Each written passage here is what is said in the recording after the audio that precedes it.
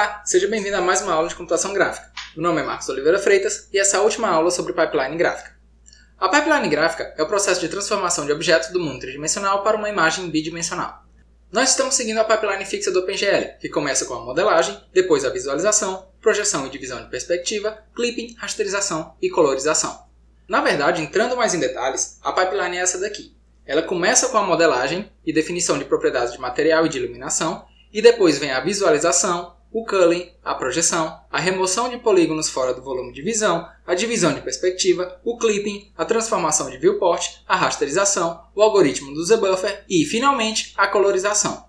A modelagem é a definição de objetos tridimensionais. Cada objeto é formado por faces poligonais e polígonos complexos são triangularizados em um processo chamado de tesselação.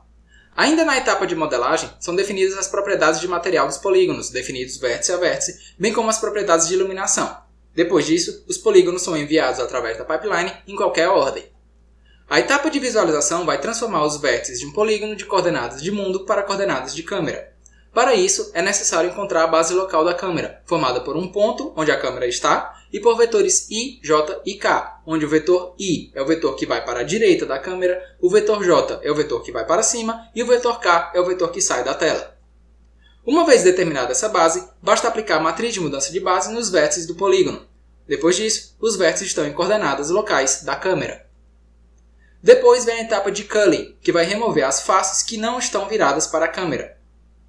Para fazer isso, é necessário calcular a normal de um polígono encontrado por um produto vetorial. Se a coordenada z dessa normal for positiva, então a face está virada para a câmera e deve continuar na pipeline. Se não, ela é uma face de trás, uma backface, e não pode ser desenhada, então ela é removida da pipeline. A próxima etapa é a de projeção, que é responsável por preparar a transformação do mundo tridimensional para o mundo bidimensional. Existem dois tipos de projeção, a paralela, que tem uma direção de projeção, e a perspectiva, que tem um centro de projeção. A projeção paralela pode ser oblíqua ou ortográfica. Se ela for oblíqua, nós temos que aplicar uma matriz de cisalhamento para converter uma projeção ortográfica. Na projeção ortográfica, o volume de visão é um paralelepípedo definido pelos pontos left bottom menos near e right top menos far, definidos em coordenadas de câmera. Todos os polígonos dentro desse volume de visão são os que serão desenhados, e os polígonos fora desse volume devem ser descartados futuramente. A etapa de projeção ortográfica vai transformar esse volume de visão, esse paralelepípedo, em um volume normalizado de lado 2 e centrado na origem. Isso é feito através da aplicação dessa matriz de projeção ortogonal, que é a combinação de uma translação e uma escala. Na projeção perspectiva, o volume de visão é um tronco de pirâmide. Esse tronco de pirâmide pode ser reto ou oblíquo. Diferentemente da projeção ortogonal, aqui na projeção perspectiva, essa conversão de volume oblíquo para reto está prevista na matriz de perspectiva. O volume de visão, esse tronco de pirâmide, é delimitado por um plano z igual a menos near e por um plano z igual a menos far, e os pontos left bottom e right top, que são definidos no plano z igual a menos near. Além disso, os polígonos dentro desse volume de visão devem ser projetados no sentido do centro de projeção, que está localizado no 000 desse sistema. A matriz de projeção perspectiva vai levar o volume de visão, o tronco de pirâmide, para esse tronco de pirâmide reto, onde o plano mais próximo da origem continua sendo menos near, e o left e o bottom são levados para menos near, e o right e o top são levados para mais near. O valor do menos far também acaba sofrendo modificações. A matriz de projeção perspectiva é essa, que é a combinação de um cisalhamento com uma escala. Além disso, essa matriz também transfere a coordenada z do ponto para o w e altera o valor de z. Assim, essas matrizes de projeção transformam um ponto em coordenadas de câmera para um ponto em coordenadas de projeção, ainda em coordenadas homogêneas, com valor de w possivelmente diferente de 1. A próxima etapa é a eliminação de polígonos que estão totalmente fora do volume de visão. Isso é feito testando todos os pontos do polígono, se eles têm x, y ou z menor que menos w, ou x, y ou z maior que w. Se isso acontecer, o polígono é removido da pipeline. Se não, ele segue para a próxima etapa. A próxima etapa é a divisão de perspectiva, que é a divisão de cada ponto pelo w armazenado na coordenada homogênea dele. Se a projeção for ortográfica, essa divisão não vai alterar nada. Se a projeção for perspectiva, a divisão vai criar uma ilusão de perspectiva, ou seja, vai deformar os polígonos para que suas regiões mais longe do centro de projeção fiquem menores. Depois da divisão de perspectiva, todos os pontos estarão em coordenadas normalizadas, ou seja, o volume de visão é convertido em um cubo centrado na origem e de lado 2.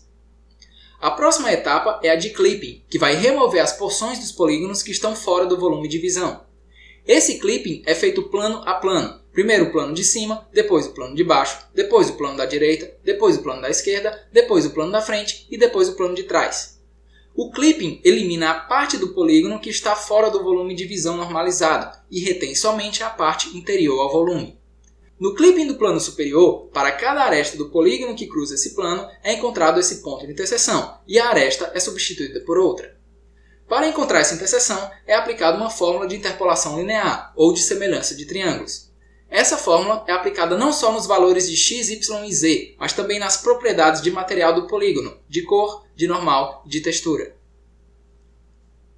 Como nós estamos trabalhando no espaço normalizado, os planos limites, mínimo e máximo, em cada eixo são fáceis de serem encontrados, pois o valor mínimo é -1 e o valor máximo é 1. Depois disso, a próxima etapa é a de transformação de viewport. Nela, o volume normalizado é levado para a tela através da combinação de uma matriz de translação com uma escala. Nessa transformação, o valor de z não é alterado. Essa matriz é aplicada a todos os polígonos que estão dentro desse volume de visão normalizado. A próxima etapa é de rasterização, que serve para determinar qual fragmento de qual polígono que deve ser desenhado em um pixel. Para fazer isso, é feita uma scanline por linha, ou seja, elas são percorridas da esquerda para a direita, pixel a pixel, para determinar os fragmentos dos polígonos que serão desenhados naquela linha. Para isso, devem ser determinados o fragmento inicial e o fragmento final do triângulo nessa scanline. Isso é feito por interpolação linear. Assim, entre o fragmento inicial e o fragmento final de cada scanline, todos os pixels internos devem ser desenhados com fragmentos desse polígono. Esse mesmo procedimento de scanline é feito para cada polígono que chega da pipeline, e isso quer dizer que podem existir pixels com fragmentos de polígonos diferentes. Para decidir qual deve ser desenhado, é encontrada a profundidade de cada fragmento, e testa-se a profundidade do fragmento novo com a profundidade do fragmento atual. Se for necessário, é feita a troca. Isso é conhecido como o algoritmo do Z-Buffer. A etapa de colorização serve para definir a cor de um pixel com base no fragmento do polígono a ser desenhado naquele pixel. Para isso, as propriedades do material sofrem interpolação bilinear. Primeiro, são encontradas as propriedades dos fragmentos inicial e final de uma scanline, por interpolação linear, e depois é encontrada a propriedade do fragmento interno, utilizando outra interpolação linear, e com isso, termina a pipeline gráfica. Tudo o que a gente viu até aqui foi com relação à pipeline fixa do OpenGL. Na pipeline programável, é possível fazer algumas alterações em alguns desses algoritmos descritos. Na pipeline programável, existem dois algoritmos principais que devem ser aplicados, o Vertex Shader e o Fragment Shader. O Vertex Shader é um algoritmo executado em cada vértice do polígono em coordenadas de mundo, ou seja, ele deve pegar um polígono em coordenadas globais e convertê-lo para as coordenadas de câmera, ou seja, ele é aplicado na etapa de visualização. O Fragment Shader é um algoritmo aplicado em cada fragmento durante a colorização, e ele deve dar a cor do pixel caso esse fragmento seja desenhado na tela.